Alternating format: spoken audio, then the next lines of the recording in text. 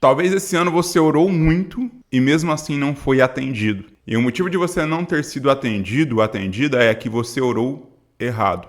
Tiago 4,3 vai dizer que as pessoas oram e não recebem porque oram mal ou oram errado. O que seria uma oração errada? O que seria uma oração que Deus não recebe? Por exemplo, o próprio Jesus, ele nos dá o exemplo de uma oração que Deus não recebe, que é a oração do fariseu. Como era a oração do fariseu? O próprio Jesus ele vai ilustrar na parábola que esse fariseu ele vai para um lugar público à vista das pessoas e na oração ele começa a se justificar diante de Deus, falando acerca dos seus atributos de bondade, dos seus atributos de obediência, como se ele fosse merecedor da graça de Deus, como se ele fosse merecedor das bênçãos de Deus. E eu quero dizer para você que Deus, ele detesta esse tipo de oração, a oração arrogante, a oração da pessoa que acha que pode cobrar de Deus, que pode negociar com Deus, que pode impor as coisas diante de Deus, baseado no seu próprio eu, baseado no seu próprio feito ou nas suas próprias obras. Quero dizer para você que nenhum de nós temos total condição de nos aproximarmos diante de Deus, avaliado nas nossas obras, avaliado no nosso eu, avaliado nos nossos feitos. A Bíblia vai dizer que, ainda que nós façamos tudo, somos considerados servos inúteis. Então, nada do que eu faça, nada do que eu apresente, eu posso, como o apóstolo Paulo diz lá em 1 Coríntios 13, eu posso pegar tudo que tenho, que não é muita coisa, e doar aos pobres. Isso não convence a Deus. Oração é rendição, rendição diante de Deus. Oração é quebrantamento diante de Deus. Oração é entrega diante de Deus. E ainda assim, sendo rendição, sendo entrega, ela tem um mediador. Ela tem um caminho que se chama Jesus Cristo. Ele disse: tudo que pedirdes em meu nome, assim será feito. Então, eu não confio no meu eu não confio nas minhas obras, eu não confio nas minhas faculdades, mas eu confio em Jesus Cristo, o meu Salvador. Eu confio no sacrifício dele na cruz do Calvário. E por meio dele, agora eu tenho acesso ao trono da graça. Então, por isso que muitas pessoas têm orado e não têm sido atendidas. Porque muitas pessoas, alguns falsos pastores, e às vezes até mesmo pastores que são sinceros, aprenderam de maneira errada. Eu determino, eu exijo colocar Deus na parede, como se Deus fosse um homem, como se Deus fosse limitado à nossa vontade. Quando nós olhamos para a Bíblia, e vamos falar aqui do padrão correto de se orar, nós vamos ver que as orações bíblicas, elas apresentam um padrão diferente. Todas as orações bíblicas são orações de quebrantamento diante de Deus. Eu pergunto para você, tome uma caneta, até pega uma caneta aqui, tome um papel. Eu quero que você escreva o seu maior sonho, seu maior desejo. E depois que você anotar o seu maior sonho, seu maior desejo, escreva o maior sonho que você pode ter. Eu quero dizer para você que, ainda que você fez esse desejo, escreveu esse desejo nessa folha de papel, eu quero dizer que o que Deus tem é melhor e maior. Não importe quão grande seja o seu pensamento, o pensamento de Deus, o propósito de Deus, o desígnio de Deus é sempre melhor. É por isso que a Bíblia ela vai nos ensinar a orar conforme a vontade de Deus. Não significa que você não possa expressar a sua vontade. Jesus ele faz isso em Mateus 26. Jesus está próximo da cruz do Calvário. Jesus está próximo da vergonha. Jesus está próximo, está nos seus momentos finais. Ele vai para o Getsemane. Ele expressa a sua vontade. A vontade dele era se livrar da cruz. Mas como conclui Jesus a sua oração? Que não seja feito como eu quero, mas como tu queres. Então, a primeira coisa que quero ensinar para você é que orar a Deus não significa que você não pode expressar a sua vontade, porque expressar a sua vontade é uma coisa, impor a sua vontade de Deus é outra coisa. Quando eu imponho a minha vontade de Deus, eu estou dizendo: Deus, o Senhor não sabe o que faz, eu sei o que faço, faça a minha vontade.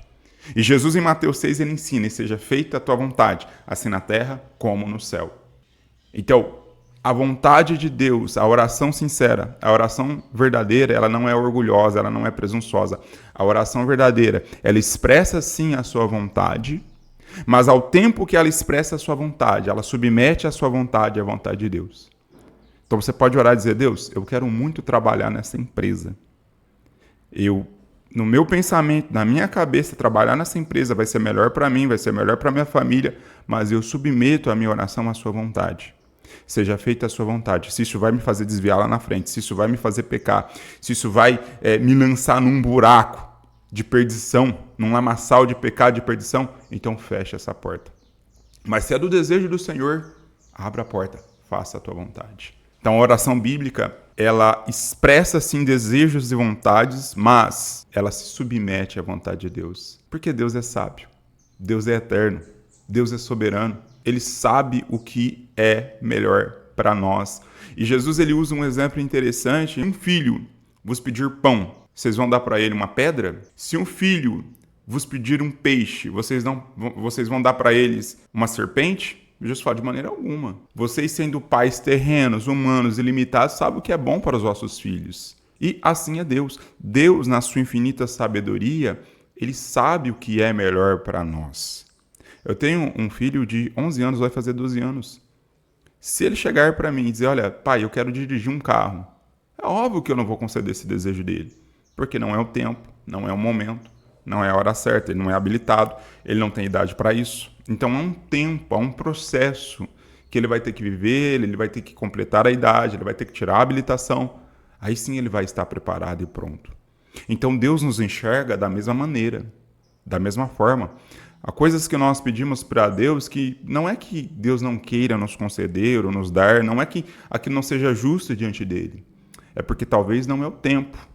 Há um processo, há um momento certo de nós termos aquilo, obtermos aquilo. Precisamos estar prontos, precisamos estar preparados para receber aquilo que Deus tem para nós. Nós temos, por exemplo, na oração de Neemias um padrão interessante, que é o padrão de quebrantamento. O que ele vai dizer lá em Neemias 1:4? Ele vai dizer assim: olha, tendo ouvido estas palavras, assentei-me, chorei, lamentei por alguns dias e estive jejuando e orando. Então, a oração verdadeira, ela é uma oração de quebrantamento, de rendição. Eu me achego diante de Deus não porque tenho algo a oferecer, muito pelo contrário, eu não tenho nada a oferecer.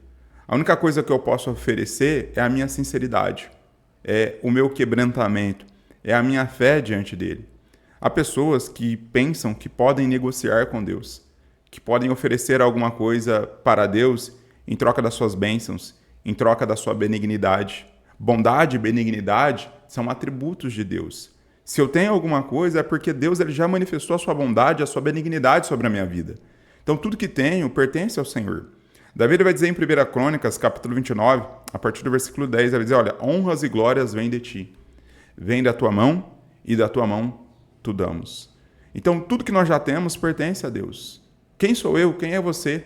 Para que possamos oferecer alguma coisa a Ele, sendo que todas as coisas pertencem a Ele. Então por isso que é importante nós nos achegarmos com um coração quebrantado diante do Senhor. Nós vamos ver também que na oração de Neemias, no capítulo 9, há um padrão. E ele vai dizer assim: ah, Senhor, Deus dos céus, Deus grande e terrível, que guardas a aliança. A oração de Neemias, e Daniel repete essa oração também em Daniel 9:4, tem a mesma estrutura, é uma oração de adoração. É uma oração que exalta a Deus e os atributos de Deus. Ele chama Deus de grande, de soberano e de fiel, que são 3 atributos de Deus. Deus ele é altíssimo, ou seja, ele é transcendente. Não há nada que pode equivaler a Deus. Não há nada que possa comportar a Deus. Ele chama Deus de soberano. Salmo 115, Salmo 103, versículo 19, vai dizer a mesma coisa. Que o Senhor ele domina sobre todas as coisas e o seu reino dura para sempre. E nós vamos ver também que ele chama Deus de fiel. Ou seja, a fidelidade ele é um atributo de Deus. A Bíblia diz que ainda que formos infiéis, ele permanece fiel, porque não pode negar a si mesmo. Então, na sua oração, você deve adorar a Deus, Você deve exaltar os atributos de Deus, crer que Ele é um Deus transcendente, um Deus altíssimo, crer que Ele é um Deus soberano, que governa sobre todas as coisas. Ele governa sobre a igreja que você congrega, Ele governa sobre a empresa que você trabalha, Ele governa sobre a cidade que você mora, Ele governa sobre essa nação, Ele governa sobre todas as coisas. A partir do momento que você tem o entendimento que Deus ele é soberano e Ele governa sobre todas as coisas e todas as coisas estão debaixo do controle dEle, nós descansamos. Porque nós entendemos que esse Deus que governa todas as coisas, Ele pode mover a quem quer e fazer o que quer, na hora que Ele quiser, a fim de nos abençoar. Outro padrão da oração de Neemias é a confissão de pecados pessoais e coletivos. Ele vai dizer assim, olha, confesso os pecados dos filhos de Israel, eu e a casa de meu pai pecamos. O que Neemias faz? Ele não terceiriza a culpa, ele não diz, olha, eles pecaram. Mas ele se coloca na condição também. Ele diz, olha, ele não diz eles pecaram, ele diz nós pecamos. Ele inclui a si mesmo. Nós vamos ver que Isaías, no capítulo 6, ele repete o mesmo padrão. Ele diz, ai de mim, que sou um homem de lábios impuros e habito no meio de um povo de impuros lábios. Ou seja, ele não traz uma acusação somente sobre o povo. Ele não coloca somente o povo como pecador diante de Deus, mas ele se inclui na lista também. Então, isso é uma lição para nós aprendermos, que quando nós nos achegamos a Deus, nós não podemos chegar, como já disse aqui, com arrogância, mas devemos confessar as nossas culpas e os nossos pecados diante do Senhor. Nós vamos ver nos versículos 8 e 9 que ele faz um apelo às promessas de Deus. Ele diz assim, olha, lembra-te da palavra que ordenaste a Moisés. Neemias, ele ora baseado na Bíblia, ele ora baseado nas promessas de Deus. E nós, como crentes, devemos fazer a mesma coisa, orar baseado nas promessas de Deus, porque Deus, ele é fiel à sua palavra. Deus, ele é fiel às promessas que ele fez aos seus santos servos. Então, nós vamos ver que a Bíblia ela está repleta de promessas, e promessas que são bíblicas. Então, o que nós temos que fazer? Apresentar essas promessas diante de Deus e pedir para Ele que, segundo a sua vontade, Ele derrame da sua graça sobre nós. Isso inclui a nossa família, isso inclui os nossos negócios, isso inclui o nosso trabalho. Tudo que fazemos, nós devemos colocar diante do Senhor e orar solicitando as suas promessas, as suas bênçãos sobre tudo aquilo que nós temos. Outra coisa que Neemias faz no versículo 10 é a reafirmação da identidade do povo de Deus. Ele coloca a nação de Israel como pertencente a Deus, como filhos de Deus. Ele diz assim, olha, estes são teus servos e o teu povo que resgatastes. Neemias lembra que eles são, em relação a Deus, povo resgatado, povo pertencente e povo da aliança. Deuteronômio 9:29 vai reafirmar isso daí. Em João 1, capítulo 1, a partir do versículo 12, vai dizer que todos nós que cremos em Jesus, foi-nos dado o direito de sermos chamados filhos de Deus. E uma vez estando em Jesus, crendo em Jesus como único e suficiente Salvador, nós somos filhos de Deus. E agora já não estamos mais órfãos neste mundo, agora nós temos um Pai. E este Pai, ele é amoroso, ele é bondoso, ele é sábio, ele é justo e ele cuida dos seus. Pedro ele vai dizer, olha, lançando sobre ele toda a vossa ansiedade, porque tem cuidado de vós.